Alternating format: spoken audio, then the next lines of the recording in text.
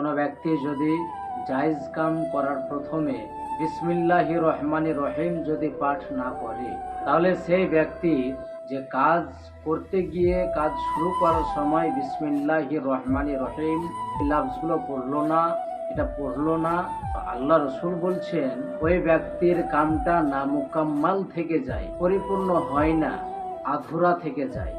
আধুরা থেকে যাওয়া, না মুকাম্মাল থেকে যাওয়ার মানে যে আমরা অনেকেই হয়তো কোনো একটা কাজ করলাম, করার পরে হয়তো সে কাজটা সম্পূর্ণ হলো, কিন্তু যখন দেখবেন বাড়ির থেকে কোথাও যাওয়ার সময় যেন কিছু একটা ভুলে গেছি, এরকম একটা আপনার চিন্তাধারা থাকে। ঠিক ওই রকমই একটা কাজ যখন আপনি করবেন সেটা হয়তো সম্পূর্ণ হয়ে গেল।